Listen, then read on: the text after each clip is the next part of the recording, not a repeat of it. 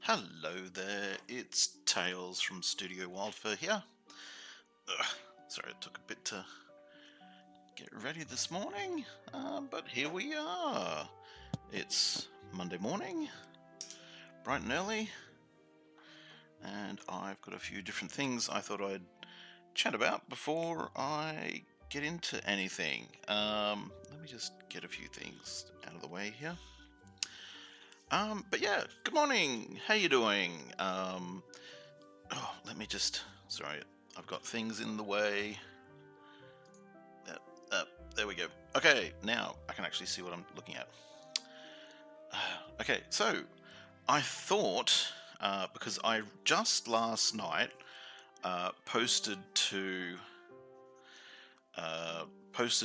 Foundry a new update for the Critterz Token Pack, so that it can be a port of it is made for Foundry. So I thought I'd demo that this morning. So here I am in Foundry Virtual Tabletop. It's a brand new world. It's a whole new world. And I'm in the module management screen, as you can see. My system seems to be lagging a bit because I've got so many things open at the moment because I'm not certain what I'm going to do. Anyway, first thing I'm doing is this. So I'm going to enable the new Critterz Token Pack module. So let's go click that, set save. It'll want to refresh. Any moment now. Okay, so it's just refreshed.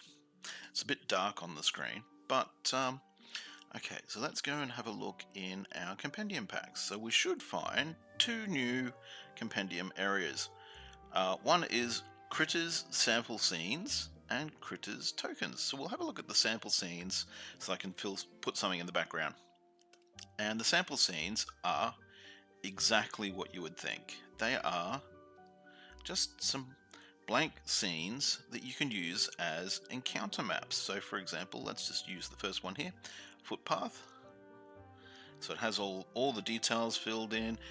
They're pretty simple scenes, but let's just go, hang on, import entry, and let's go to, here it is. It's all set up for what I usually use. So the grid squares are 180 pixels in size. As you can see, the grid lines up with the path. So it should just be a simple case of, the whole idea of these blank scenes is that you can use them as, random encounters. But I'm going to use it to demonstrate the little characters that I've set up so that you can have something to quickly throw a game together with. Okay, so so all I've done is import that scene. The whole idea with, if I go back to it, with this compendium pack, because in the original Critterz monster pack that I made, I had a bunch of sample maps that people could just use for random encounters, and that's what these are. So I've set them up so that you can just import them into your game as random encounter maps, and it's just called Critterz Sample Scenes. So that's that. Now the next thing is Critterz Tokens. Now originally when I made this pack, Foundry, have I been calling it Fantasy Grounds? I hope not.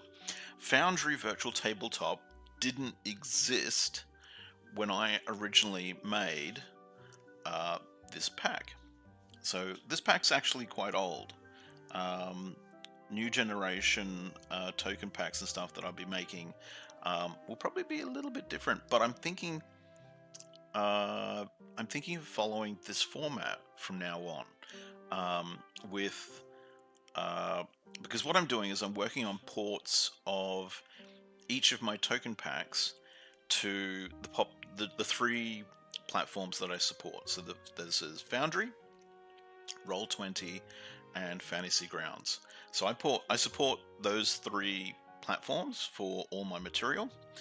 And what I'm thinking of doing from the future, sort of going forward, is instead of just being it's basically all it was just a zip folder of tokens of artwork of each creature. So for example, here's the elephant. Oop, come on. Oop, Foundry probably doesn't like pens. I'm using a digital tablet, so maybe, here we go.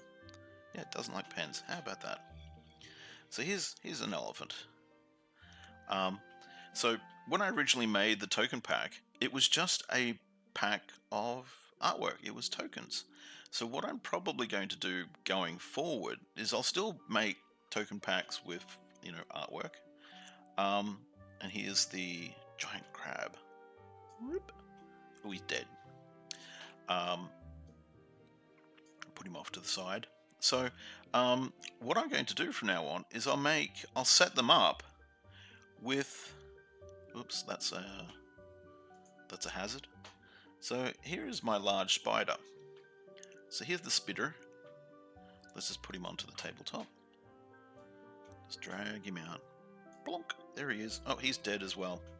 Because the reason why he's coming out as dead, because it should, if I drag out another one, blonk. So you'll see each time I drag him out onto the tabletop, it is a different token. Because what I've done, you can't see it here, but in the blueprint for this creature, I've set it to be a wild card with what token artwork it uses. So every time I drag a large spider onto the table, onto the map, it will use one of the different pieces of artwork. So here's the spider hanging from the roof, or the whole idea is that in these two poses, it's actually in the web. That's why it looks like it's up off the ground. Whereas this one, he's on the ground, and this one, he's dead. So I've used a wildcard for the artwork for all of these tokens, and I've made I've made NPC sheets for each one of them. Because what I'm thinking of doing from going forwards is when I put out a new token pack, it won't just be just a bundle of images. It'll actually have the images, but they'll also be connected to a character sheet. So you can, when you're just playing a game, you can go, well, let's just get rid of these guys. Get rid of. So we could come along and go, okay, in this scene, we need an eagle. Here's our eagle, and it has it has all its detail already set up, ready to go, and it's set up for Pathfinder. I was thinking of doing it for D&D as well, but I thought I'm already supporting 3 role-playing platforms. Supporting 2 role-playing systems just quadruples the work. I'd be having to make 2 versions per platform, so that's 6 versions of this token pack. No. But what you can do, so here's our eagle. So what you can do is, let's just say you want to make your own character. You've downloaded the pack, you've got all these, but you're playing, say, D&D, or you want to make your own character. So let's just make a character. So let's call him Test. He's actually a player character, but there we go. Whoops. Go away. So here he is there. Here is his blank sheet. But we could. So if you are doing a different game system, you can, once you've got the pack, go to. Let's just go up. Hopefully this works the way I think it does. So hopefully go to Modules, then Critterz Token Pack, into Tokens, and then here are all of the tokens. Here are all the folders with all the tokens. So you could come along and go, okay, I've got a small dragon, and here we are. So I'm going to use, let's just say, I'll use that token for this small dragon. Now, when I set up my tokens, simply because the tokens are actually larger than the image size, what you'll need to do is you'll need to change image fit to cover, leave pretty much everything set. Now, if you look at the file structure, you'll see in the file name I've got numbers at the end, just at the end here. So this 2x2 means that the character takes up a 2x2 area. So you unlock the size down here, set it to 2 by 2, and then you set the scale is the number in the bracket. So set the scale to 2. Most of my characters are 1 by 1. This is actually a dragon, so it actually takes up a 2x2 grid square. But most of them have a scaling factor of 2 for the prototype token only, for the blueprint. So we go update token. Now, if we drag this token, this character onto the tabletop, boom, there we are. There is our character. So you could do that in, you know, whatever role-playing system you're using. You could just use the artwork. It should be no problem. So you could go and make up your own characters, and that should work with token packs going forward. Because I'm only going to support pretty much all the adventure stuff that I'm writing now, like the cube. It's all for Pathfinder, so I'm just going to stick to the Pathfinder rules system from now on. I used to do D&D. I do have a soft spot for D&D, but you know, you've got to pick one system and stick to it. And I think I'll stick to Pathfinder. So yeah, if you get a chance, check out the Critterz Token Pack. I'm currently waiting to get the okay from Foundry, because every time you submit a pack, they sort of have a look at it and they say, yeah, that's good, or yeah, that you need to fix this bit up, or something like that. So, you know, and we've got giant frogs, we've got large spiders, and that one's dead. We've got a lion, we've got an octopus. See, there's a tentacle from a sea monster. Just the tentacle showing. This assumes that, you know, you're in a water scene, and the tentacle is coming out of the water. There's a horse. So again, each time you put down a horse, it should be a different looking token. So it's, you know, you can decide to use which token you want. If you don't like the token, you can come along and go, yeah, I'm going to change it to, let's use this one. Did that change it? Nope. Let's change it. Change to, probably because I didn't apply what I picked. And then go update. I've probably done something wrong. But anyway, yeah, the Critterz token, hopefully it'll be okayed by the Foundry people later today. But yeah, check it out in the Foundry store.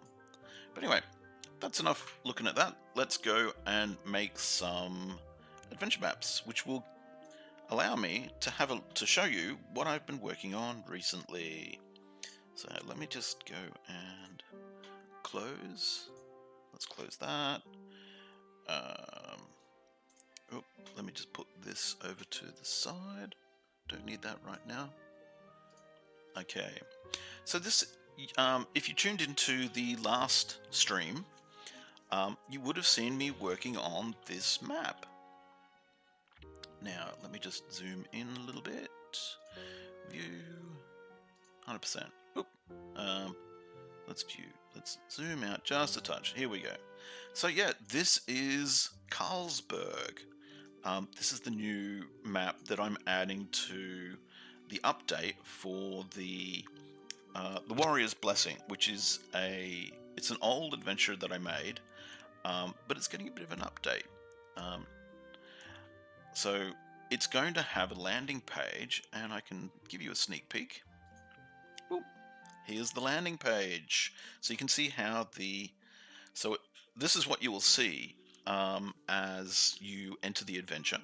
You load the adventure, you'll see this page is the landing page, because everything happens in the graveyard, which is out here, from the village of Carlsberg, which is a fortified village just here. And it's all built around this great big building in the center, which is the Mother's Arms Tavern. Carlsberg is a bit of background information, a bit of lore.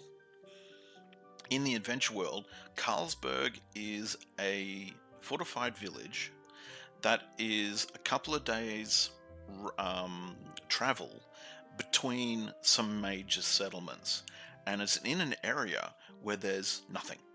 It's just you've just got to travel on through. So they've kind of got a captured audience, because people will stop at the tavern because, you know, they're hungry. They need to have a bite to eat, because it's one of those places where you know, if you're traveling like a long distance and you see those signs on the highway that say, you know, last food and drink and petrol ahead, that are sort of warning you, stock up, because, you know, if you keep driving in this direction, there's nothing there. If you break down, you're in deep caca. It's one of those places. So it's a kind of place where you stop in, get repairs for your wagon, stock up on food, and, you know, just stay for the night, because it's a, you know, it's a good town. It's good entertainment. The tavern is gigantic, and they have a special incident, or not really an incident. There's something interesting that's happening at the town, and it happens out here, out to the side. So you'd come along, you'd stay at the tavern, you would then come out this gate through the fields. This is their vegetable fields, past these row of fruit trees, which are along the path, and this is a vineyard section here. And then you'd come out here to the graveyard, and I'll just zoom a little bit in there, because the graveyard's kind of interesting. The interesting thing about the graveyard is it's actually, there's a bit of a mound, and it's around these large blocks. Now, these large blocks are big monolithic blocks of stone, big single blocks of stone. It's sort of like if you go to Egypt and you see the stones that the pyramids are made from, and you're sort of like, you know, they're huge. How could they have been moved? It looks like giants dropped them. That's what these stones are. They're big blocks that would have been used on a gigantic monolithic scale construction, but they've been dumped here, and dirt and detritus over time has built up around the rocks and made a hill. And then the villagers, when they established Carlsberg, they've come here to this village, and they've sort of like made a path around this hill, and they've made it into their cemetery. And this is where, you know, all the people, the villagers of Carlsberg, are buried. But there's an interesting thing happening at the village of Carlsberg. Ghosts are starting to, well, a couple of years ago, ghosts just started to appear. At first, the people were kind of freaked out. It's like, oh, there's my grandmother who died a year ago is, you know, walking around the graveyard. But over time, the ghosts seemed peaceful. They just seemed to be, you know, milling around in the graveyard. They look rather mournful. They don't say anything. They're not hostile. Family members quite regularly go there to pay their respects at a grave, and the recently deceased, you know, people from the last couple of years, there's a chance that their ghost will appear and, you know, mourn with them, mourn their passing with their relatives. So it ends up being sort of like it's weird. It's ghosts. Don't get me wrong. It's weird. But it ends up being rather like a solemn affair. It seems to comfort the villagers. The villagers seem to be more at ease, that they can see that their loved ones, while dead and now ghosts, they're not in pain, they're not freaking out, they're just, you know, quiet contemplation. So a lot of villagers from Carlsberg go there to contemplate with their long-lost relatives. But there's an interesting thing here. There is the tomb of the journeyman knight, Franz Hauser. He died in Carlsberg a good number of years ago, and his adventurer buddies paid to have a tomb made for him. And they actually made it under this pile of these big stones. So you go into his tomb through this little opening here, and it goes underground. Now the interesting thing is, this is a rebuild. So this is what the adventure map is going to be. Originally, when I made the adventure, this is the tomb. If I'll just actually shrink it down. I might have to zoom out. Okay, yep. So here's the original tomb of Franz Hauser. Now I'm going to be changing this a bit to fit the new design that I've got in here, because this new design, if I just go back over here, so this is the landing page, because my intention is to provide map pins and descriptions for all the stuff in the village, so that players, when they visit the village, can have a good old time exploring the village. This is sort of how I want to do adventures going forward, is that you get a map. You start off with a landing page where you have a map of the local area, and players can just click on stuff and look at it and go, oh, this building does this. There's a blacksmith in there. There's a tavern in there. There's a money changer in there. Oh, there's a warehouse. You know, they can explore the village without really bothering the DM.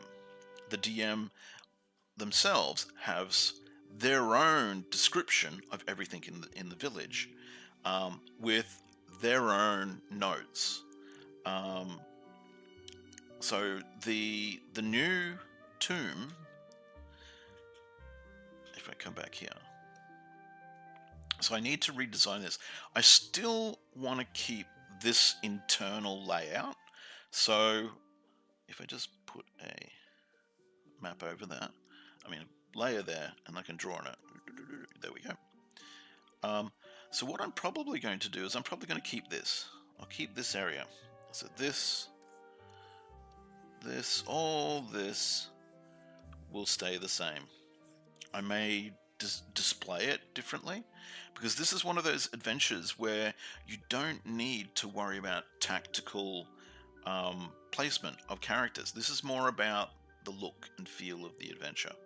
So this will probably become a staircase.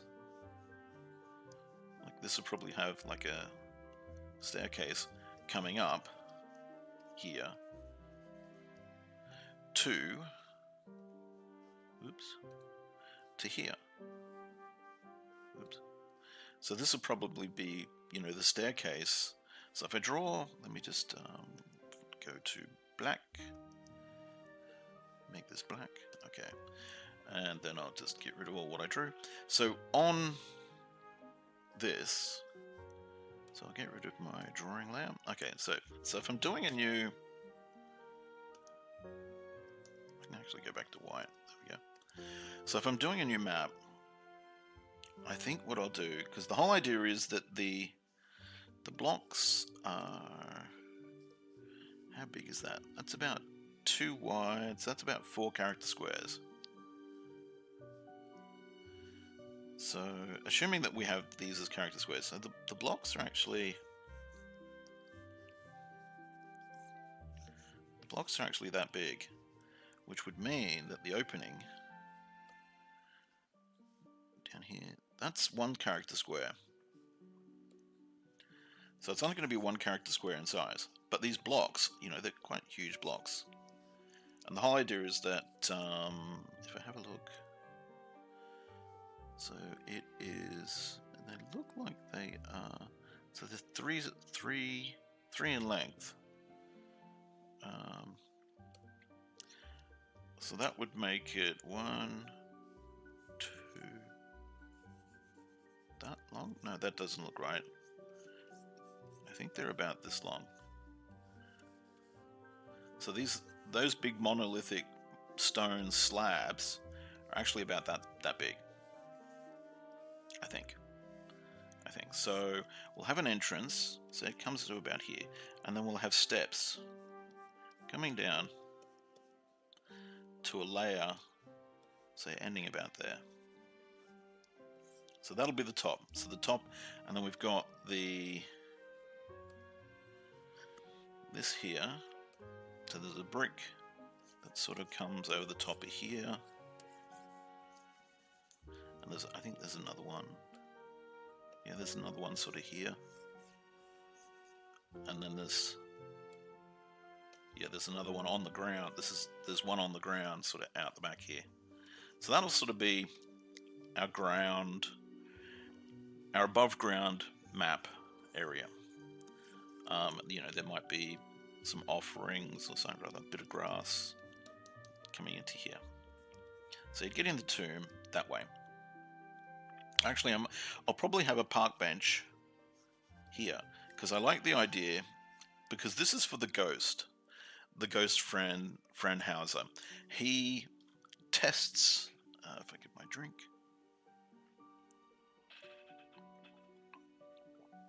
Pardon me. He tests adventurers, so pardon me.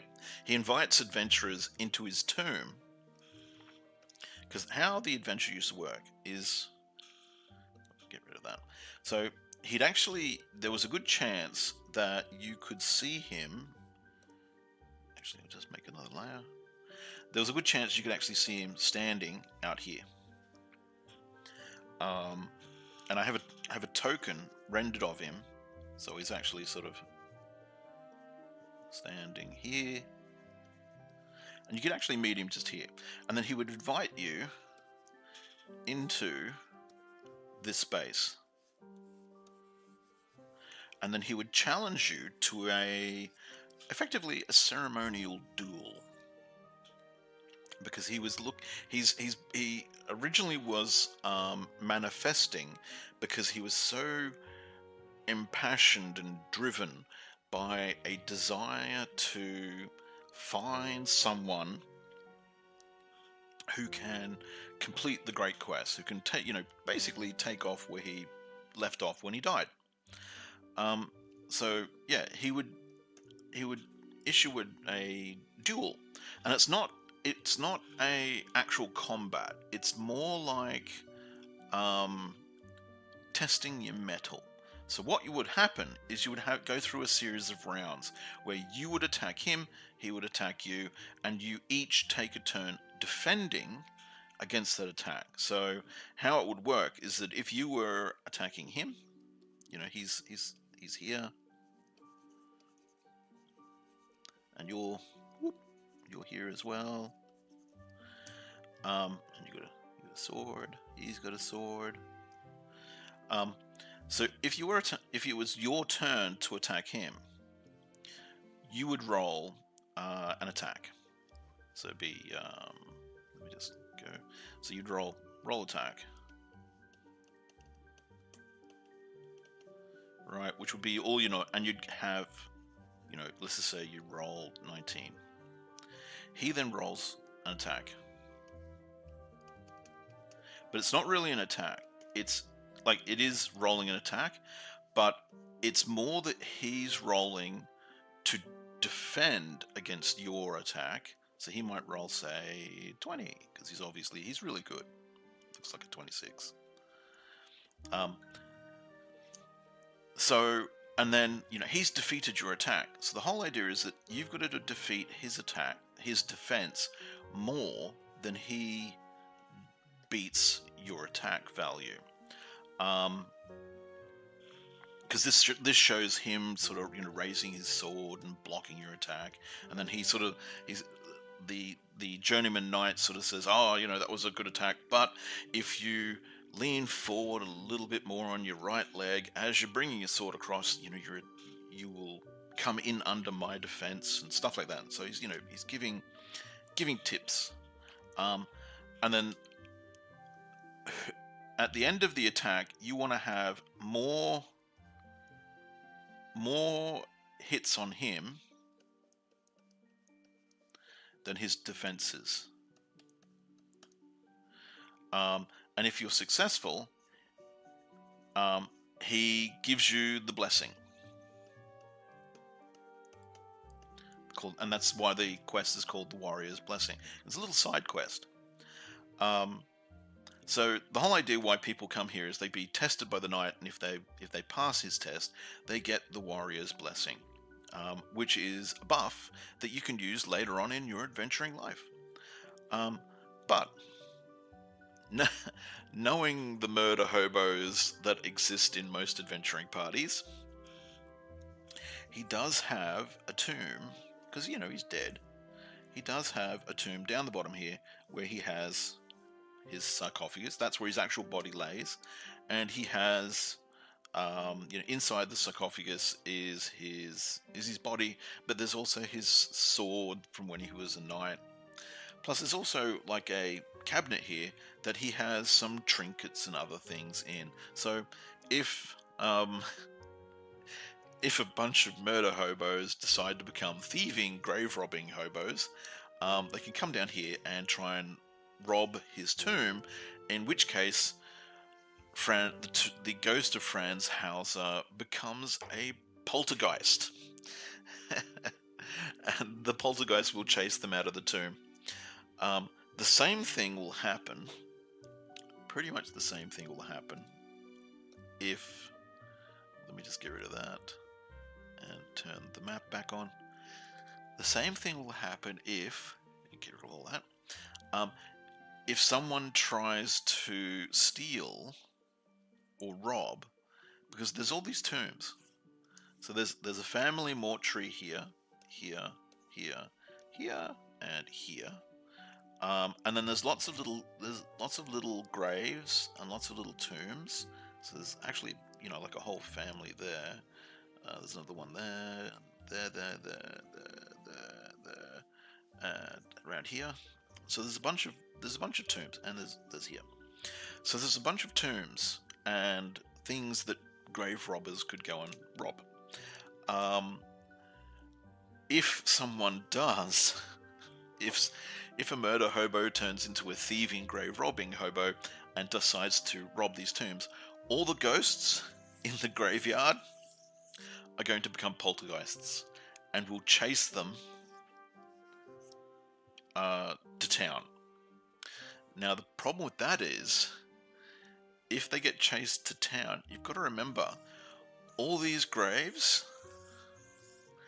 belonged to the family members of people who live in these houses. And they're not going to like that you're stealing from their dearly departed loved ones. So, can we say lynch mob?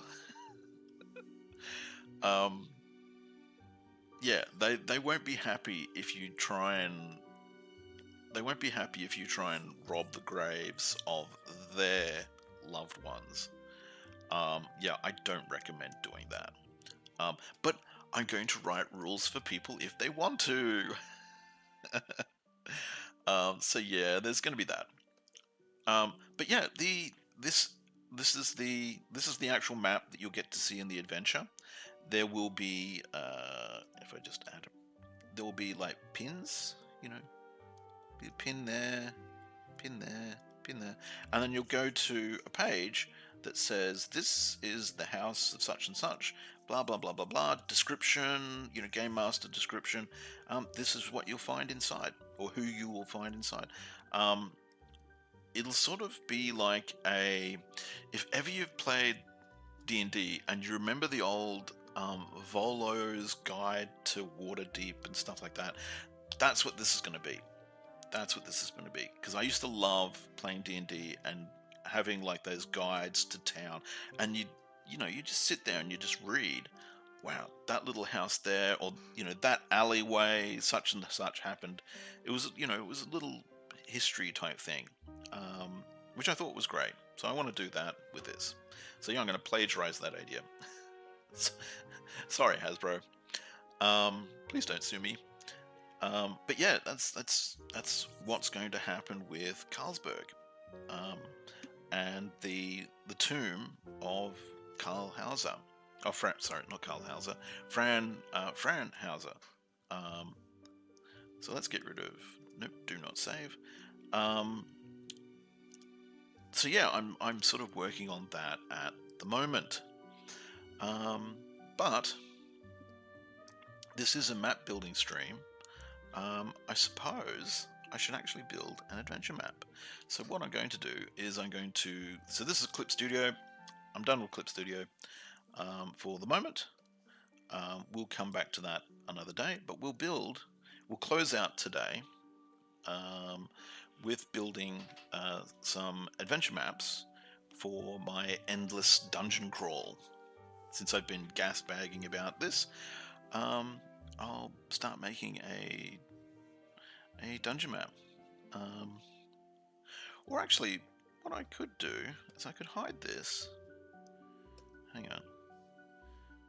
I'll keep with this view. Let's go back to here. Oops.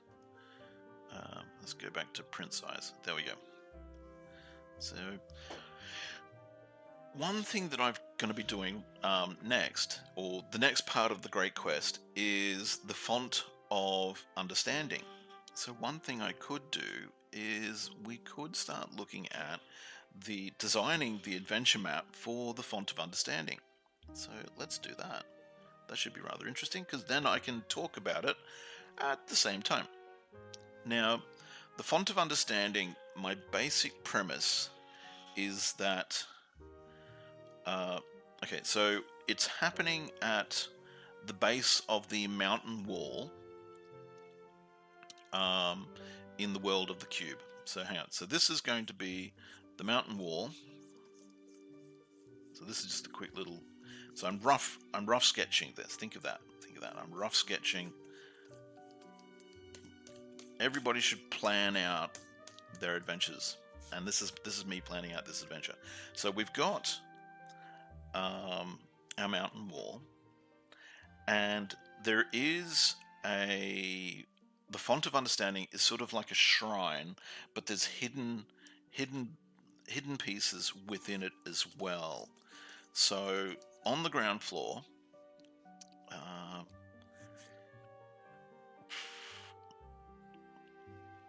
I'll just zoom in a bit actually. So let's go view, let's go 100%. Okay, so that's the mountain wall. Then we have, let's assume, just for this map, for this drawing, that each one of these squares is actually a character square. Because my plan is, so there'll be an entrance here. Let me just erase that. Okay, and at the entrance are obelisks. So there's going to be 2 obelisks. We'll put them just here. And just here. Because the whole idea is that you need to get past these obelisks to get into this building, and this doorway is just open, right? So we'll work out what's going to be in the inside there in a moment. But there is a large stone area. I'm thinking something like this. So it's curved here. Because this large stone area denotes the area where, because these obelisks, if you imagine, right, so it's got a base, so looking at the side, they've got a base, and they come up, and they have sort of like a point, like you know, you've seen Egyptian obelisks before, but there is, at the top of the obelisk, an orb in about here. And the orbs shoot out a ray to anyone who trespasses in this area, like about, so what's that? So that's 5, 10, 15, 20, 25, 30, 35, 40. So that's about 45, 50 feet. So anyone who comes 45 to 50 feet of within these obelisks will get zapped by these beams, and it basically sets you on fire, because the Rat King has been trying to get into this shrine, and he can't get in because he and his little ratty minions get set on fire when they're trying to get inside the shrine. So let me just get rid of that. So I'll sort of rough this in. So yeah, when they're trying to get into the shrine, they get zapped and they get burned to a crisp, which, if you're a little ratty guy, is not optimum. Being burned to a crisp for anyone, not good. What I might do is I might say that there's like a sort of steps, like a, like a little steps just here, because I'm going to build all this in 3D so I can render it all. So I've got to work out what I'm going to build first. So so that's our entrance. Then we have a stone platform here. So maybe it has like a nice little marble edge to it. Coming around here. Around there like that. But it's this sort of thing. It's like a little obelisk, crystal orb or crystal something at the top that then shoots a beam of fire, like it'll be a spell. Like I'll probably copy a spell and put it in there. So it shoots a beam of fire. So let's get rid of that, because that's what we know. That's what we want. So that's coming. So that's on the outside, and then there's trees. There's some trees here, because the trees have grown up. Because these obelisks burn down anything that is within this area. So this area is nice and clean because anything that goes there is burnt. And maybe there's like a dead rat. Yeah, he's been fried. Maybe there's another one here. To sort of show that they've tried to get in there, but they get burnt. They get toasted. Now, this is going to be a bit of a spoiler, so if you don't want spoilers, tune out. But about here is going to be... Actually, no, I'll put it in the center. I was thinking of have it offset to the side, but no, I'll have it in the center. There will be what looks like an offering stand just here.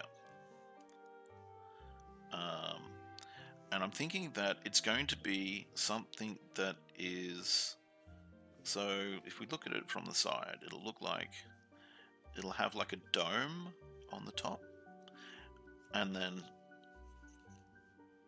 it sort of comes down like this, and maybe it's got some engravings in it across here, or definitely have engravings across the side of it like that. But there's like a metal dome, and it looks like you can come along and put something on top there, when you're visiting. The whole idea being is that you pay at this pedestal here. You pay a fee which will unlock access to the shrine. So it's a case of figuring out what is this, how does this device work? What is it that you've got to put into this device to unlock access to... I'm thinking something like... So it has a top, and there'll be writing around the sides. then there's like a dome on top, but it's a half dome, showing that you can put things inside it.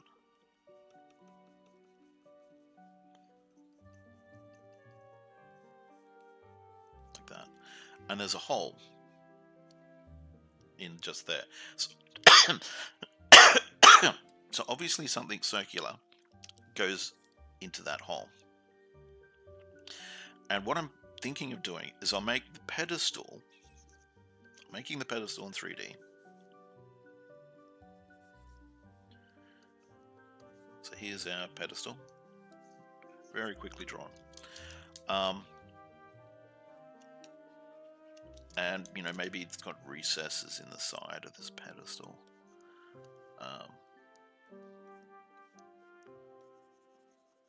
Here we go. You know, and because what I want to do is I want to be able to make it so that rogues or trap finders or artificers and stuff like that, they can remove the top of this pedestal, and this whole section here will come apart, because I'm thinking of designing it so if you take the top off, so let's just go and cut this. So if you take the top off, whoop, this whole section, select, deselect. So I'm thinking this is designed in 3 pieces. So it's got a main front section here, and then the back is actually 2 halves. So when you take the top off, like that, this, you can access this and pull it apart, and it would become something like, so if I draw the other side, so let's just say this is our base.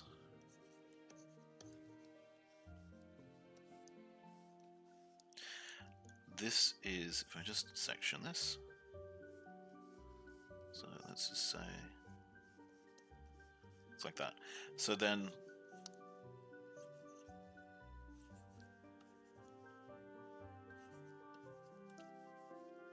I'm drawing this really quickly, so, you know, bear with me.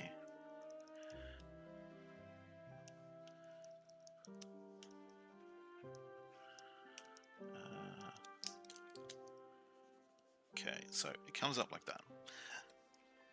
And there's a channel, so that's the back of it. And I'll draw in, so there's one, so there's, you know, there's 2 pieces, so there's, that'll be the half there.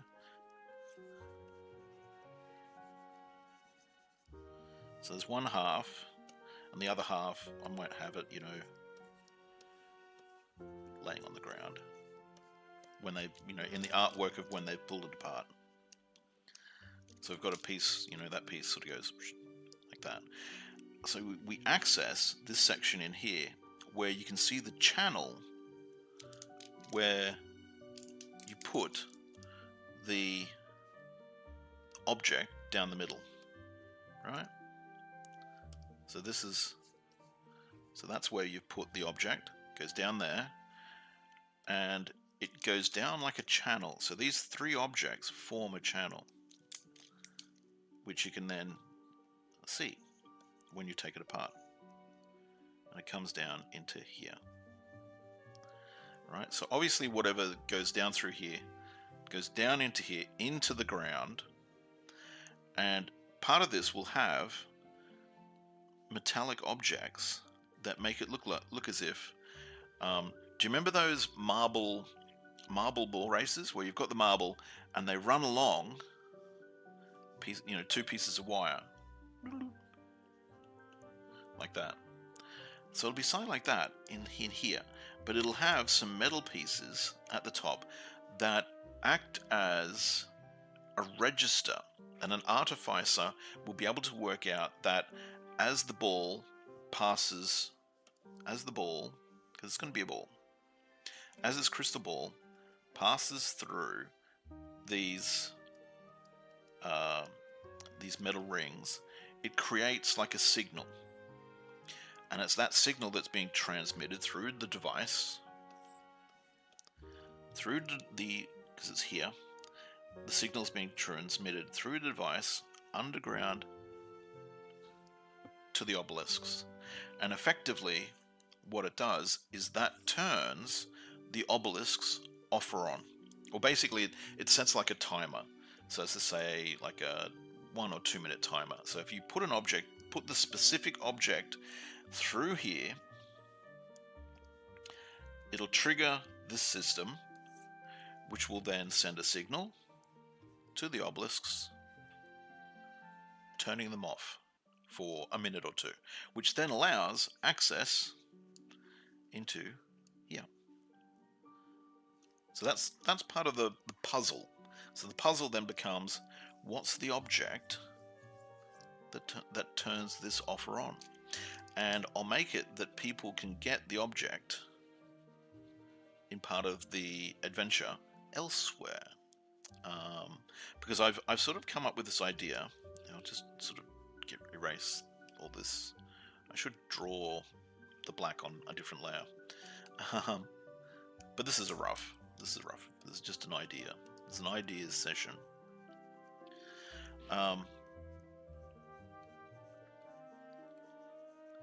So the whole idea is that you know, you in normal times, the creator of this device, because the creator of this device made this so that it could be used by the denizens of this settlement where it exists. But he wanted payment for it, and the payment comes in the form of this magical crystal-like currency. It's not really a currency. It's more just. It's a value. It has value to wizards. So this will be, you know, brick and stone in through here. So effectively, using the currency, which are these small, they look like round crystals, and they come in blue and red, and each has a different does something different. I'm thinking that the red ones are life, that wizards have some sort of a way to use them to increase their own lifespan, or, you know, make themselves younger or whatever like that. It's giving you time. It's giving you life. Then the blue ones are mana. That's giving you the ability to cast spells. Because that's what's going to be...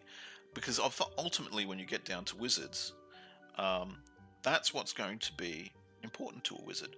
Having the ability to cast spells, or gaining the ability to cast spells and do magic without using your own energy, and gaining time. You know, gaining more time to exist, to do more magic, to learn more things. Those are the two things that are going to be, you know, wizards are going to be keen about. So you use those to pay for access to this shrine of understanding. That's the whole idea of this.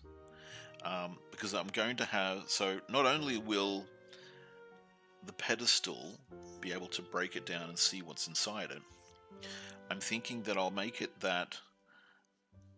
Because this will be a tiled area, I'll make it that the tiles, so, you know, there might be a hole in the ground.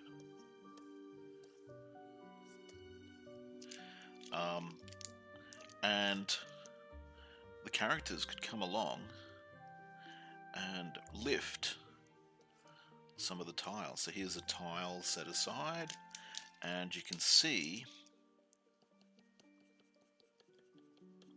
you know, the cavity under the ground, and you could see, you wouldn't see this, you know. You would see the effectively the marble ball race coming through the ground, you know, through the ground with maybe some, you know, extra bits here, and maybe some more cabling or something, but coming through the ground that you could then trace. You know, maybe this block here is here, and then you'd find a different one maybe here. Maybe you find like the junction. So you'd see that there's a piece that comes in here, but it also goes inside. So if you lifted the tiles here, you'd find the cable coming inside the shrine.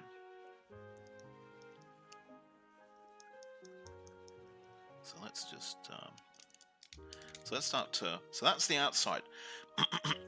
That's what I'm thinking about doing for the outside. So there's also another consideration that there are multi-levels to this dungeon. So on the outside you would have so let's just say here's the entrance,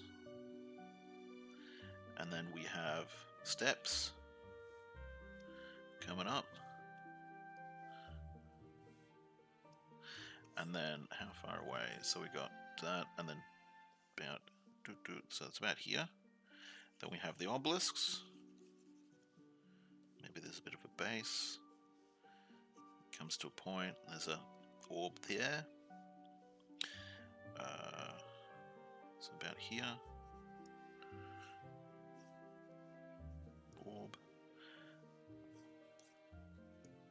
So you come in here, but you would see that above here there are windows. So there's obviously another layer. There are windows. I'm not certain whether I'd do a balcony. I like the idea of just windows, because then it would force people that if they can't work out this puzzle, then they've got to climb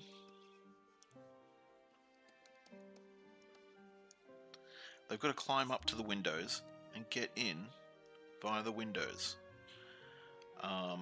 That's my basic thought, because I want to maybe have just another layer on top. I was thinking about having another layer on top.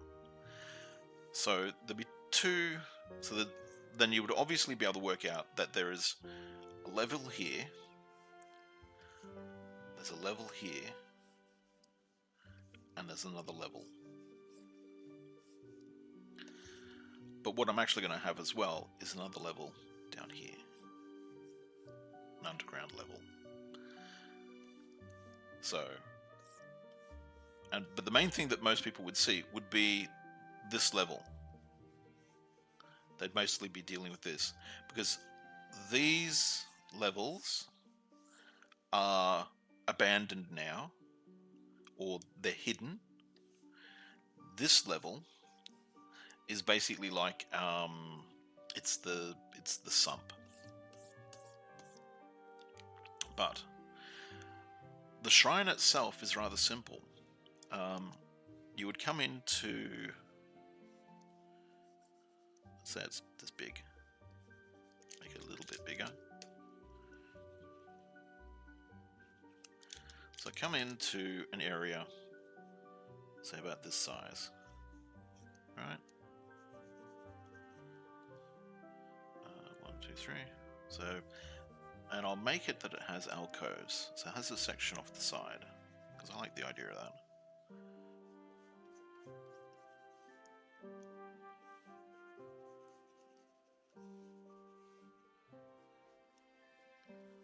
And it's in a cross shape, but it's going to have something here, something here. Like the main font of understanding is going to be in this area. But yeah, we're going to have something for people to explore. So that is going to be our area that people will get to explore. And I'm thinking in the alcove areas, we're just going to have statues. Probably just statues. So let's just get rid of this.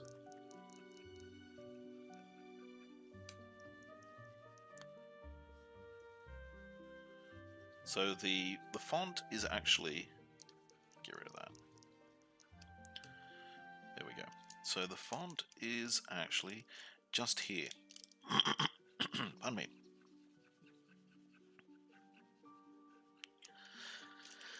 So the font is, it's here. So it'll be some sort of stone construction. And I'm thinking, so it's multi-part. So it has one device which automatically makes the elixir. And the elixir, let's just draw it here. So there's there's a thing up here that is constantly dribbling out the elixir, right? And it comes into a bowl. Then this bowl dribbles into another bowl that's actually on the ground. Because the whole idea is that, and there's a table of some kind, like it'll be more fancy. And again, you know, something inscribed around the edge there. But the whole idea is that over time, the bowl fills up, it overflows, fills up the bowl on the floor. But both of them have a mechanism here on the front that will tip them up and pour it into the one below, and then after a few moments this one will tip up and pour it down a drain. Because I've got the idea that the elixir it goes bad after a while. It sort of goes a bit, it turns into a poison.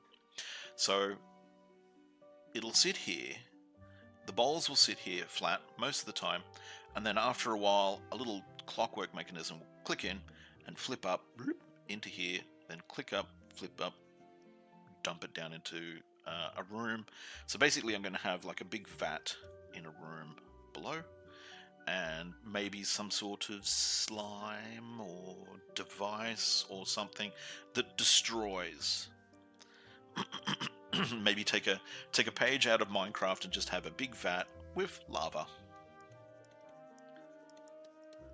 Everything is solved with lava. So maybe something like that. Because I'm thinking that the elixir, it goes bad. Like when it comes out, it's good, and then slowly over time it goes bad and becomes a poison and has pretty much the opposite effect. So I'm thinking something like that for the shrine. So that's what's in this area. That sort of shrine device is right there. And then maybe we'll have a statue, because you know the wizard, he thinks he's a top bloke, so he has statues around of himself around the shrine on the ground floor. Now, how do we get, so when you come in here, you'll find there's no exits to what is obviously, you know, because this is down here. This is here. There's no exits to, there's obviously going to be some sort of sump, and there's obviously above ground stuff. But in this room, you'll just see there's no exits. So what I'm thinking of doing is something very simple. Out the back here. Because when this was built, the creator of this thing didn't know what would happen in the future, and didn't know that in the future there's going to be like a huge civil war between all the different wizards, and they're going to be killing each other left, right, and center. So he made a very, very basic security system, and this very, very basic security system is just an illusionary wall. So it's just an illusionary wall right there. So you know it'll keep out non-wizards, because you know hopefully they won't work out that there's an illusionary wall there. But, you know, other wizards would be able to work it out. They'd sort of go, yeah, there's an illusionary wall there.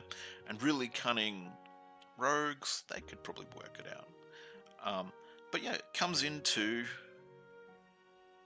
a room at the back. Now, this room is going to come out to, let's just say, so this direction. So it comes out this way.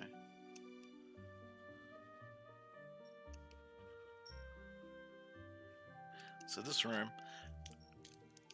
comes out to a set of steps. Now let's just say this way brings us down, this way takes us up. So we'll be going down, so this will be to the sump. And this will be to the lab. So I'm going to go to, and this is the shrine.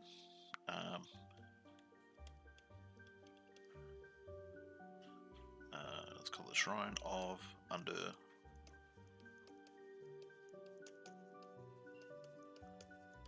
Because that's what it is, Shrine of Understanding. So up to the lab, down to the sump. So let's get rid of that, make another layer. I'll actually, so this is where it is.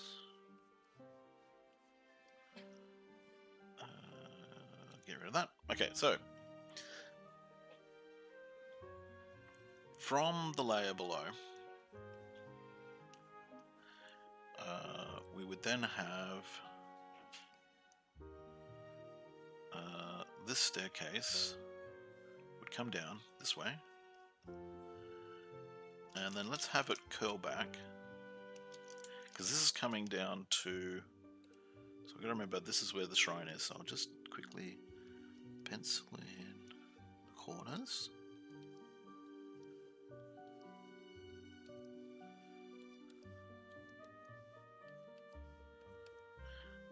There, and this is where the shrine is, because we're going to know, because this is where the sump is. Okay, so there we go. So let's just say this comes in, and we're going to have a room here, and it's basically just, let's just make it really simple. Oh no, we go here, like that. Let's get rid of these.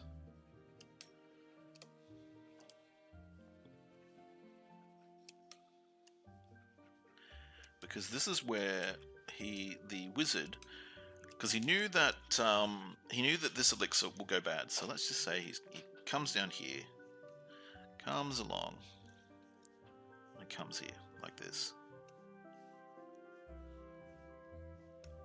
like that. All right. So staircase down, and then this is just a corridor through to here, and there's a simple system. I think what we'll do is we'll have, just say, a hole in the floor with maybe a grate or something over the top, and it has a hole in the top where the elixir from the level above drops down into this vat, and in the vat maybe we have captured slime or something, or it's lava, and that's where the elixir gets, in inverted commas, destroyed. But this is also where the wizard collects his payment. So he would have, coming out of this wall, let's just say there's a panel on the wall, and the ball race for the marbles comes in, and then it goes, sort of takes a turn, and then it goes to like a, let's just say, a long section where there's lots of, so it'll be like, you know, it'll be, you know, maybe there's a plaque on the wall, and there's there's some writing on it, which basically says payments.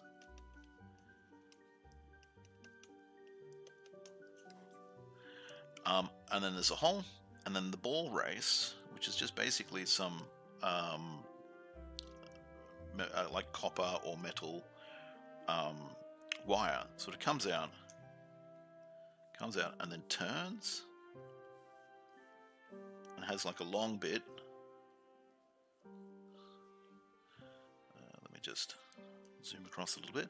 So it comes out, turns. We have a long piece of it down here like this, and then it comes to an end. So there's like, you know, the end turns up, and then maybe there's some orbs from the left from the wizards who used it last time.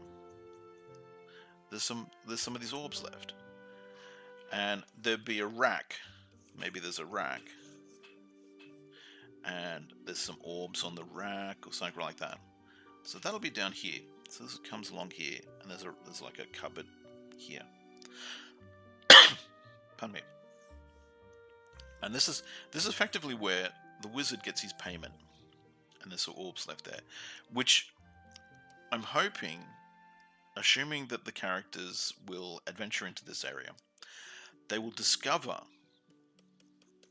these orbs, and they'll make the connection. They'll make the connection that, you take the orbs, you put them down here, it goes along, triggers the obelisks, shuts them down, makes it so you can easily get in here, access to the font. Because what the Rat King wants is he wants access to the font so he can use the font of understanding on successive generations of rat folk, so he can make them smart again. That's the whole crux of the problem.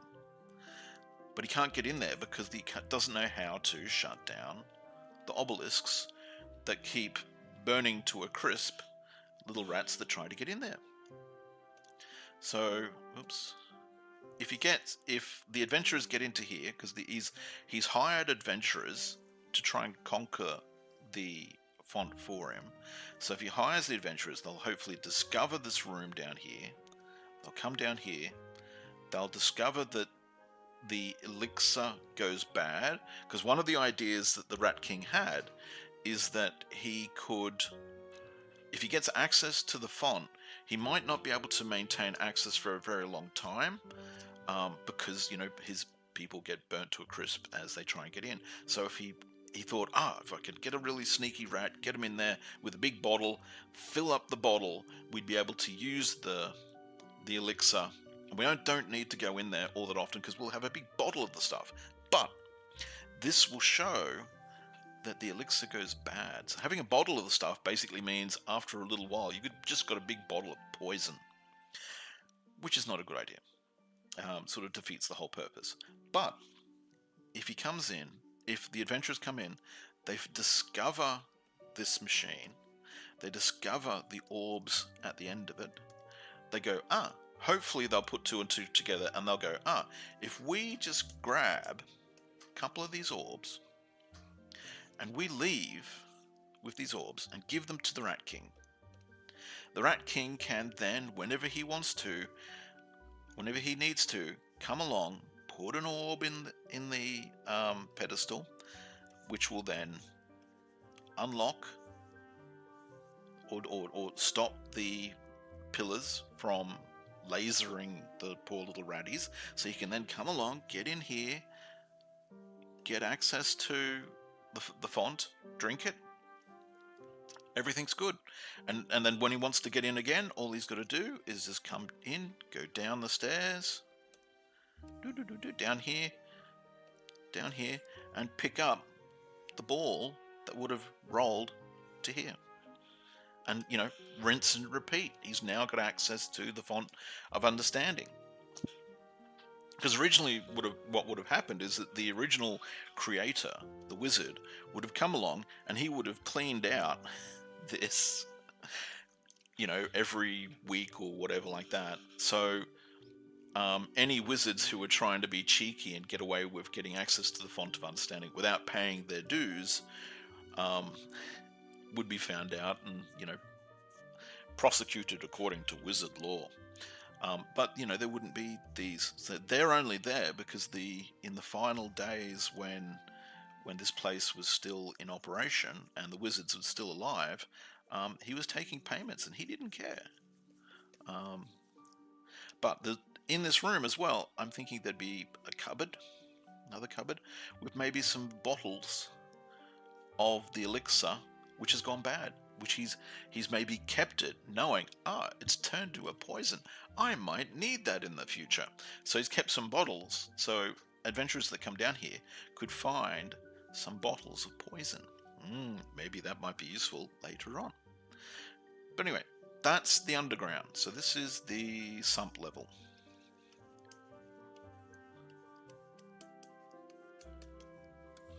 So that's the sump level. I should probably actually name the layer, so let's call that sump level. Oops.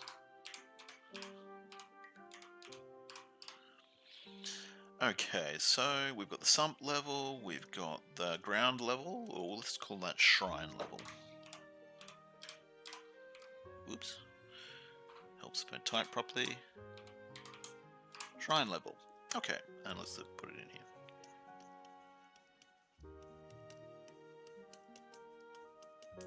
Now, this is where we're going to get to the really horrible bit,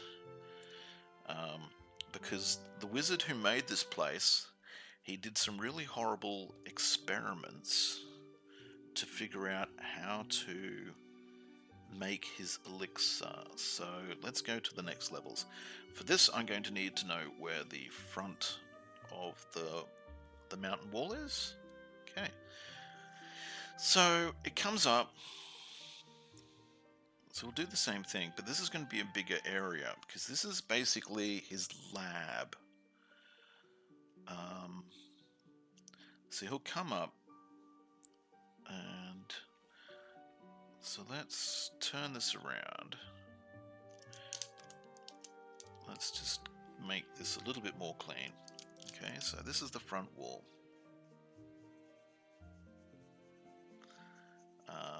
So I've got the front wall there, but it's going to have windows. So let's say, so they're 5-foot windows. So let's say there's a 5-foot window, then a 5-foot gap. So we'll have it like that.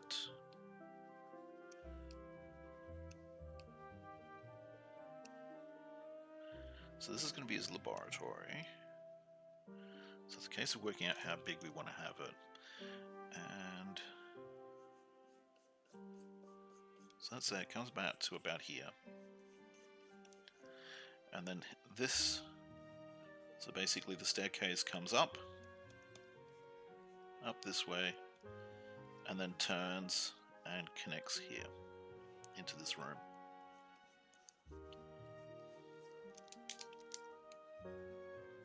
And he'll have another one, let's say, because there's going to be a second level on top of this, because that's actually where it's going to be pretty sad. Okay, so let's say comes like this, goes like that. So this is where this level, so there's another staircase there going up to the level above. Okay, so this is where this is going to be not necessarily as big as the level above, but this is where he will have, if I start to think about it, okay, so he's got he's got a machine, which will have, whereabouts will we have it? We'll have it sort of over here. So he's got there's one particular machine which I'm going to design for this level, and it's going to be the most interesting machine, but also kind of the most horrible. So let's just do these windows. So let's just say, so we'll have a 5-foot thick wall.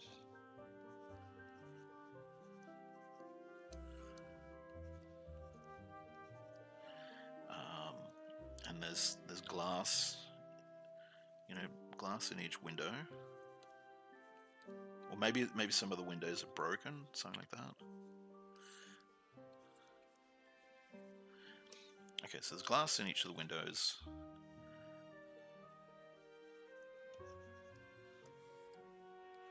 this is probably a bit too big an area, but maybe, yeah, we'll see how we go. Can always make it smaller. So yeah, there's a wall. That's our wall, front wall. Okay.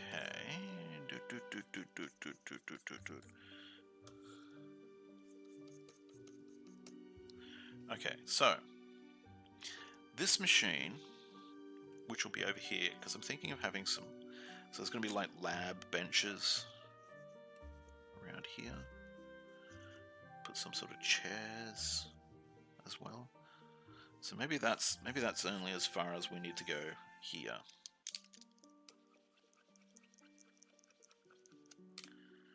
We'll come back and I'll finesse that later. But this section here, this section is the kind of the creepy bit. There are going to be slabs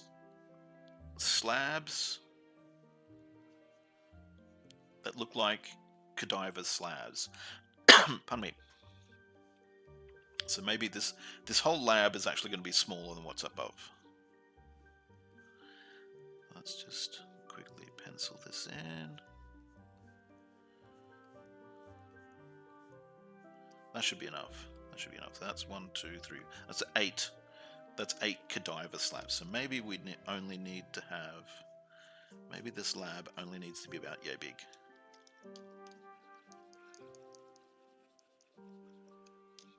Actually, make it. So we'll keep that. Make it turn here.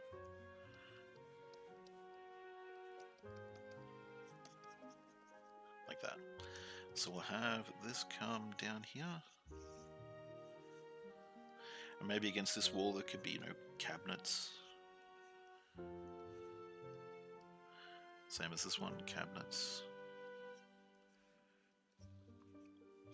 And against this wall, maybe there are special like a special cabinet. Let's call it the freezer, and I think you'll get the idea as I go along and explain this. Okay, so we've got these cadaver, these slabs. Now, I'm thinking with those ones, there's something like, because the whole idea is that it's big enough to have a body on it. So there's a body. There's your feet, hands. Maybe there's something here that holds the head in position, because this is all about the head.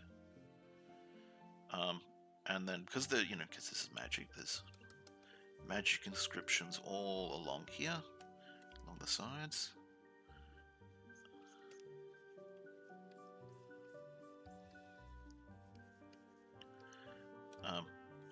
And the whole idea is that these are sort of like a big stone pillar type thing.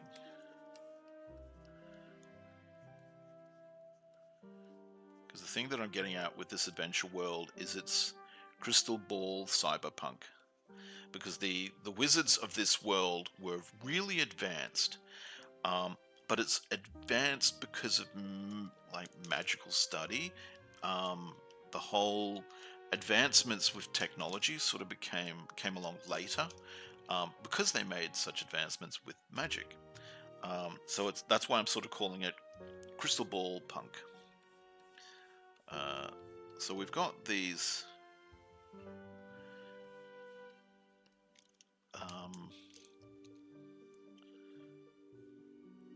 beds.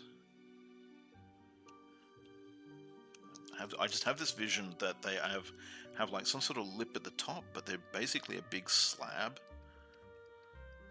sort of like a magical industrial version of if ever you've seen the beds that they have at like a coroner's laboratory, it's sort of like that, but like a big chunky sort of thing. So this here is the slabs, and that's each of these.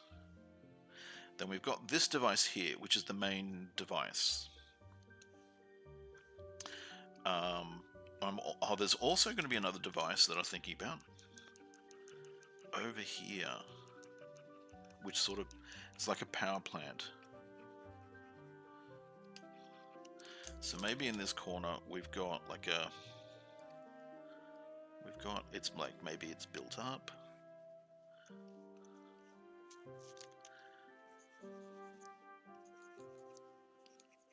Or something or other is built up. But so that's the slabs. Then we have this device here. And this is sort of like it powers all this stuff. So again, under, if you lift up the platform, you might find that there are crystals and copper cables running out to all of these things, which connect them all together.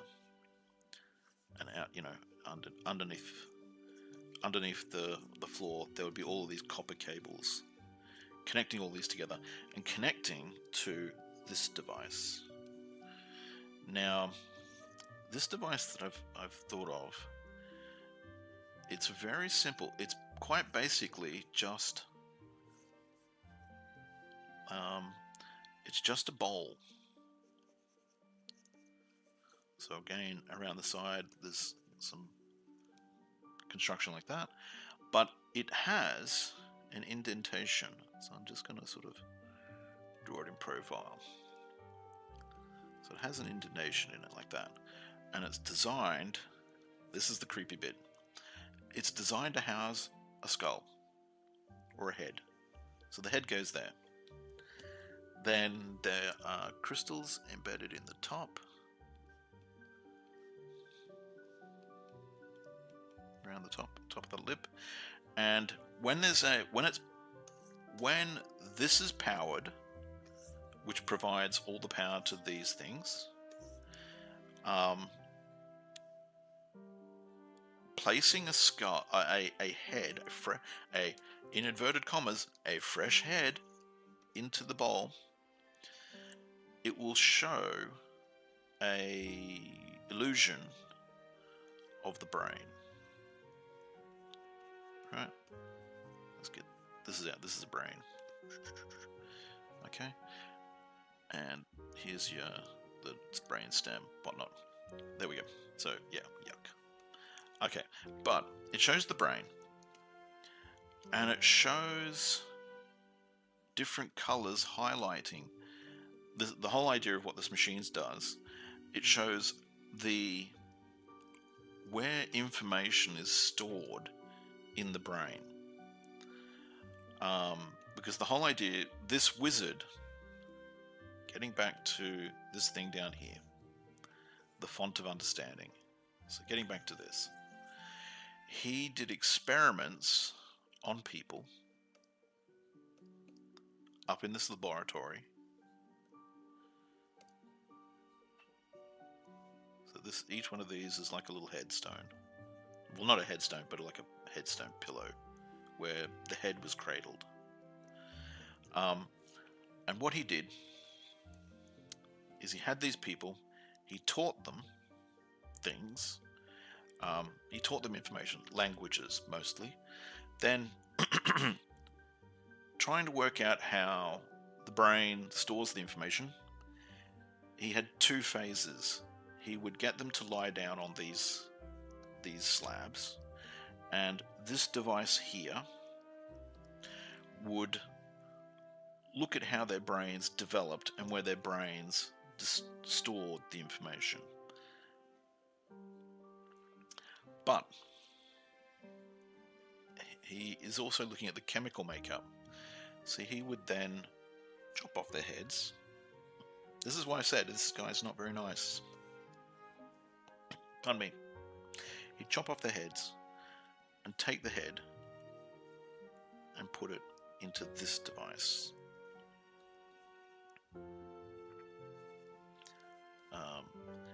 Where he would, which was basically a big sensory system. So think of it like, if you go to a modern hospital today, they'll take you to an MRI. So imagine that this is the magical version of an MRI.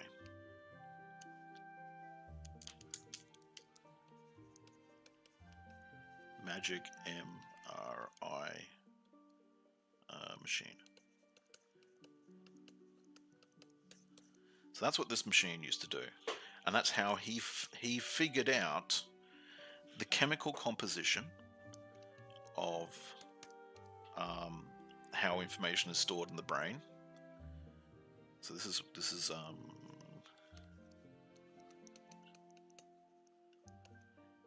chemical, and this is pattern. So this is where he learned the patterns of information, patterns of info, right?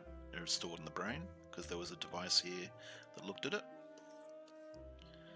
and then he had this thing that would look, which was like the MRI version of the machine. Again, crystal ball cyberpunk. But you know, he's not doing very nice things, and he's got these skulls stored in this freezer. Ew. Okay, that's that level. That's his laboratory where he saw he did that testing. So these cupboards would have things like you know, blades,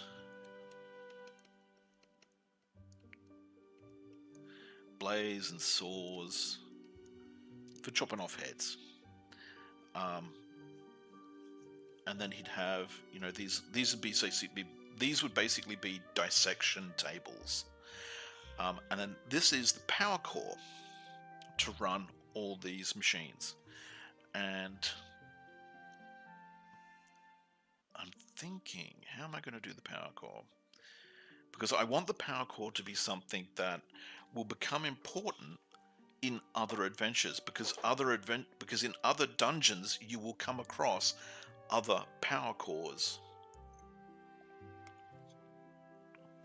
So I'm thinking that what I'll do is in these cupboards, or maybe, you know, maybe in these cupboards or in these desks, there will be spare power cores.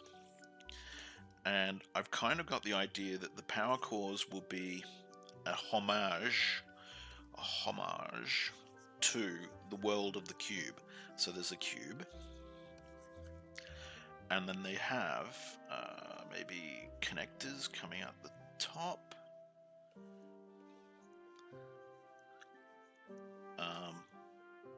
And then maybe sort of like there'll be like I've got this idea that there's like a framework that is holding it.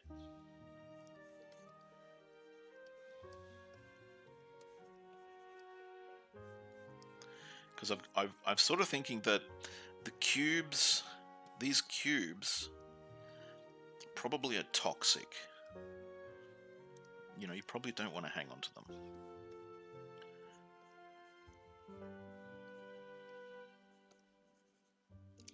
I'll come up with something later. But yeah, so I'm thinking these cubes, and then the cube isn't plugged in. It's kind of like, so well, I have this idea that the cubes spin.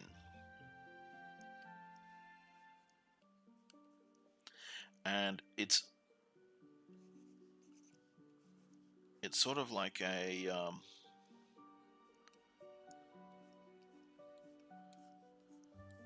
sort of like that is what I've got. Like if you've seen Star Wars, and I like the idea of Star Wars has a lot of these power cores where it's a big hulking thing that comes down, and then there's electricity coming up between these two sort of like Tesla points. I like that idea. I'm going to steal that. But I'm doing it sort of differently. I want something where this, like it could be an orb. I like the idea of a cube because cubes look really cool if you stand them on their end, on their point, and then spin them. So I'm thinking maybe maybe some way that these cubes, you know, they have to, when they're in this device, they spin, and it's the process of spinning that provides the power. And that's what this is going to be. So I'm sort of umming and ahhing on how to create something like that. But that's going to be the power source. Because then I'm thinking there'll be like spare cubes. So it'll become something that the characters will sort of like be like, do we take this with us? Because, you know, you pick this up, you put it in the machine, and all this stuff will come to life. Whereas at the moment, when the characters discover it, everything's put away. So what these machines and stuff do will not immediately be apparent until you actually pick up the power source, stick it in that device, and turn everything on. And then obviously start picking up stuff and putting things in things. So what I'm hoping will happen is that as the characters are exploring and sort of troubleshooting and trying to work the puzzle out, they'll power up the machine. Someone will pick up a head and stick it in the bowl, or they'll pick up a head and they'll put it on one of the tables, or someone will lie down on one of the slabs, and when it's powered up, a hologram will appear of their brain, and things sort of highlighting. So that's that level. So that's the disgusting bit. That's the bit where you sort of like go, because if you're down here, you sort of go, oh wow, magic potion, it does wacky things. But then you come up and it's like, ooh, this is a lab where they did some pretty horrible experiments. So hopefully the characters will put two and two together and sort of go, this is where the guy who made this place did his experiments to work out how to make that elixir. Which then brings us to the next level. So this is going to be the lab. Let's call that. Okay, lab. So we'll have to finesse this a bit better. But effectively, that's what I want. The next level, so that it comes, so we've got this is coming up here, and the front is here. Okay, so we're going to have this turned back around because we're going to have another layer on top. Decrease the size of my eraser. There we go.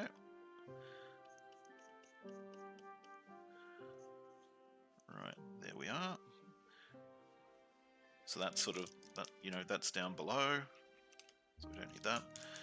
And now we're going to have something interesting. This is where we're going to have a classroom. And hopefully, as horrible as this sounds, you might actually get where I'm going with this idea. This is where the wizard who made the elixir, who chopped off people's heads to see how they store information, this is where he's got a classroom.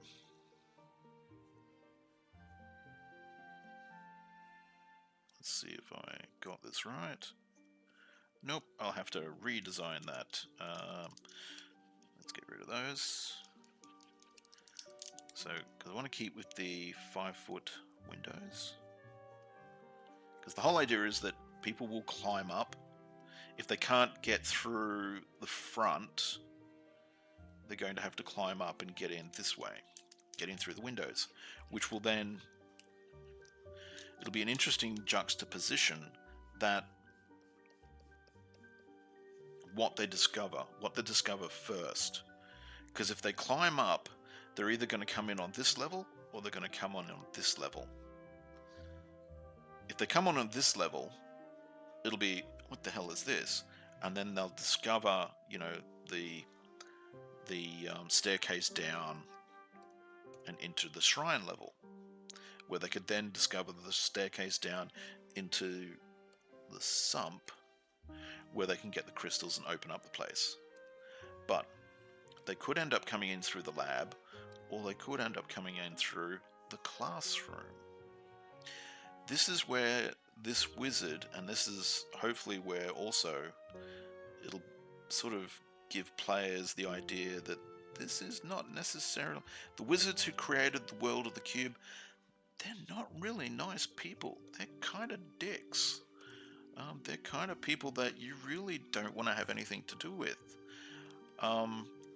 Because this guy who created this elixir, he has a classroom. So let's say this is the whiteboard, or not the whiteboard, this is the blackboard. This is where he was teaching, and he was mostly teaching language. So I'm not going to have that there. Right? Maybe he had a wizard who was helping him. Yeah, he probably had a wizard who was helping him. So this is a classroom. So we're going to have a desk out the front with a chair. We then have desks with chairs. Several desks with chairs.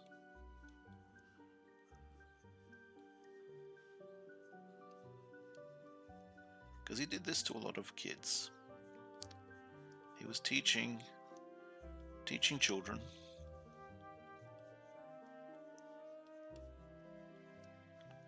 Teaching children language skills. So that we've got this classroom here. Right. Then we have, or actually maybe we'll have this come up.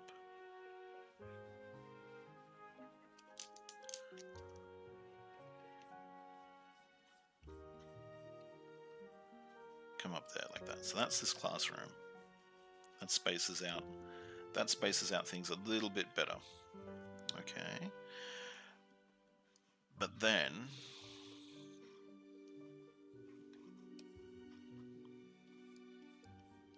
this is sort of the horrible bit. Because you can think, where did he get his test subjects from?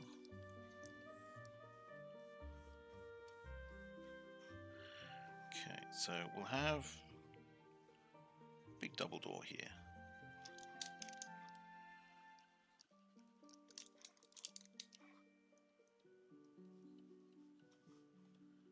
Alright, so that's the classroom, big opening. Then we come along and there will be little cubicles. These are each student's personal living quarters. So it'll be one, two, three, so 6 per side.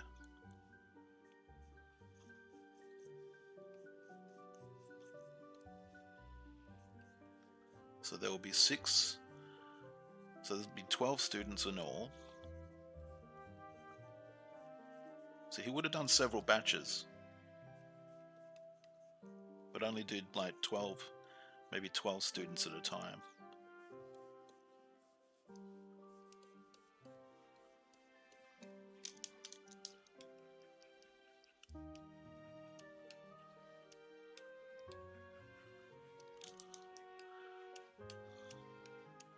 Something like that. And then each room would have, you know, a bed, maybe a little cabinet where the kid kept their personal belongings. But you know, you got to think, these are wizards and they're keeping test subjects. They really don't care. And they know what's going to happen to their test subjects.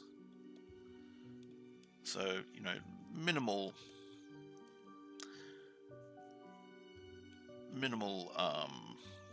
care.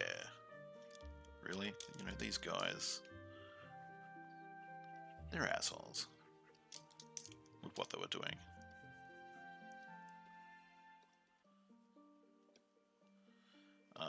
Yeah, this entire adventure, if you get into it, probably should have like a Joseph Mengele sort of feel to it.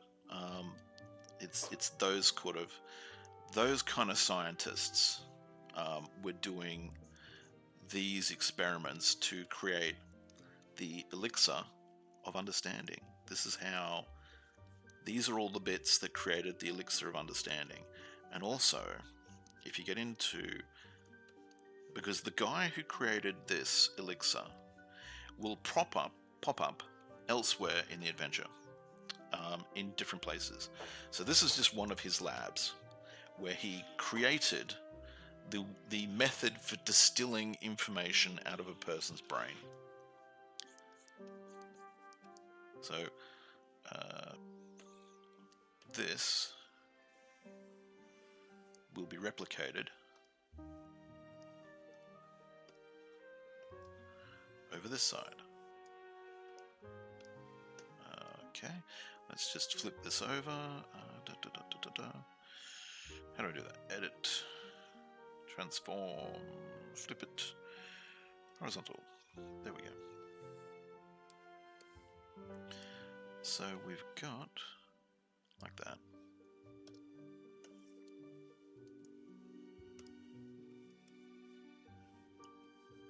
So that's going to be the upper layer, and it's effectively dorms, education center, and maybe we'll have. Actually, maybe this comes down to a room here where he had wizards employed that worked with him.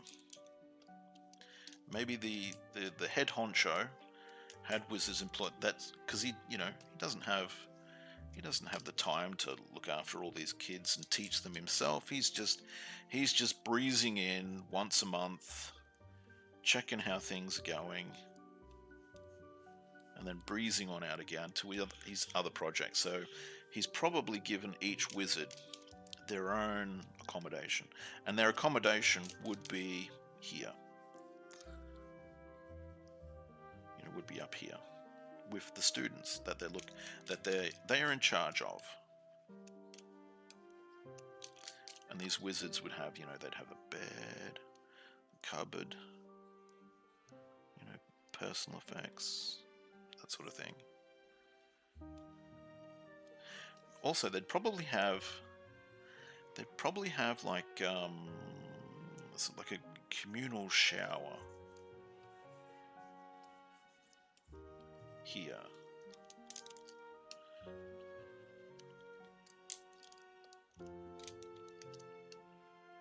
Baths. They'd probably have a communal bath.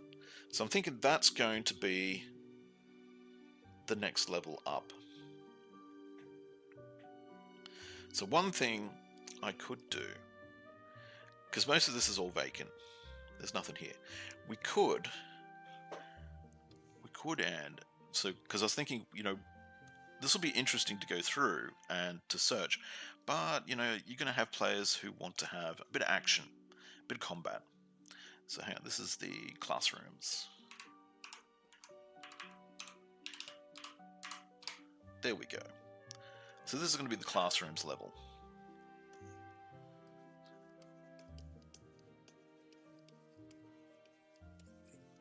There we go. So this is the classrooms.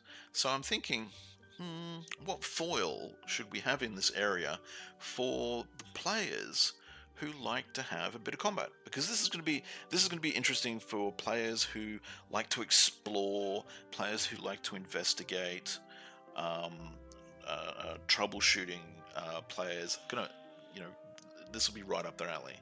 But for players who are just hack and slash, this is probably going to be a bit boring. So, what I might do is, if the place is unpowered, And if anything gets removed from the rooms,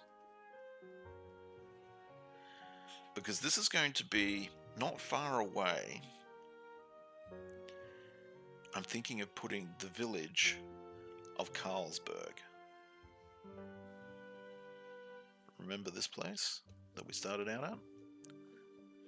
Now, this is going to be a bit of information, a bit of a sneak peek or plot reveal, which hopefully you'll forget by the time you actually get to play the adventure. There is a reason why there are ghosts showing up in the graveyard. There's a device which I'm at the moment calling a soul engine, where other wizards, just like the guy who created this lab, other wizards are researching what happens to your soul when you die. And they've made a soul engine which basically vacuums up souls. But the machine, something's been done to the machine, like it's been left in a certain state, or some adventurers have discovered it, they've been tinkering with it, and they've buggered it up. And what's actually happening is, for the last few years since these adventurers had tinkered with this device, in the local area, so it has a range of a couple of miles, in the local area, the soul engine is causing the souls of the dead to linger. That's why, because if you go by the story for Carlsberg, the ghost of Franz Hauser, he's been there for years and years and years. He's been around for a very long time. And he'll tell you himself that the ghosts appearing in the graveyard is a recent occurrence.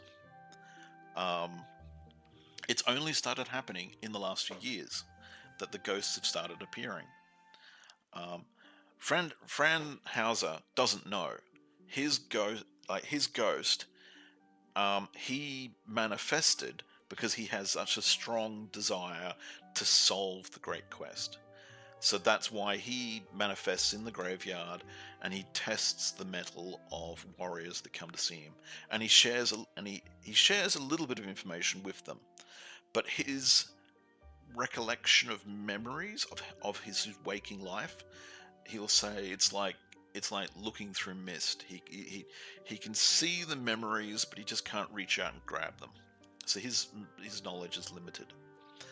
But he can tell you that the ghosts appearing in the graveyard is a recent phenomenon, and it's because one of these soul engines has been broken, and it's forcing souls to. It's turning souls of anybody who dies in the area into ghosts and into poltergeists.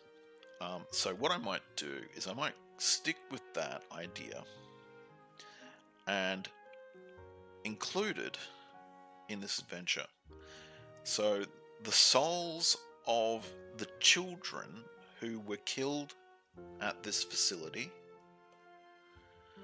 will begin to manifest the more things are turned on and the more things are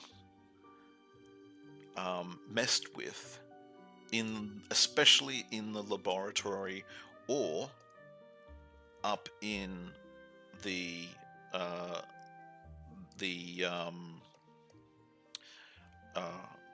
dorm area. I should write that down. Dorms.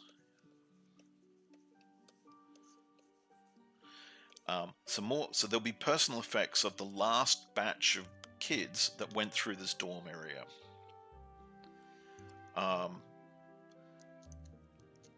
So there could be ghosts who are attached to this place, who will haunt the place, and if if too much is disturbed, especially down in the lab, because some of their heads are still in the freezer. So if the place is disturbed too much or disrespected and anything like that, the ghosts will manifest and they'll become poltergeists and they will attack the adventurers. But if everything is left alone, the ghosts will, they might manifest and sort of hover around, and you could see a ghostly child sitting at a seat and learning their lessons. But if things are left alone, the ghosts will leave them alone. But if things are disturbed too much, the ghosts will turn into poltergeists and they will attack the adventurers for disturbing this place that was their doom.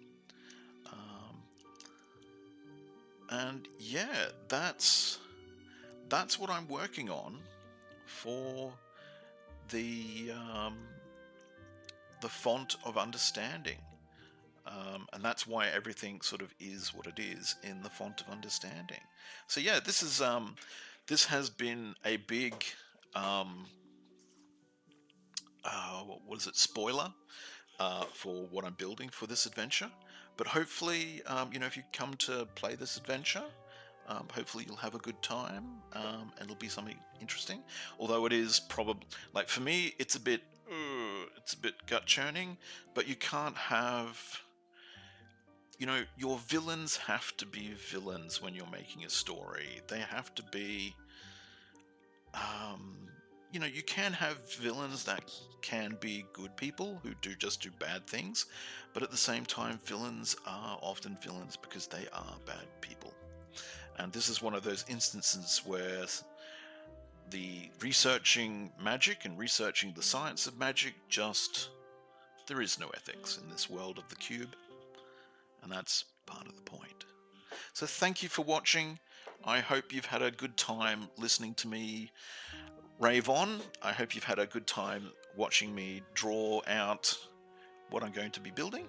And yeah, don't forget to, if you've enjoyed what you've heard, please like, subscribe. It lets me know that you want to see more. I'm more than willing to do lots of drawing streams and as part of this planning. So thank you for watching. Don't forget to check out my website. Yeah, thank you very much.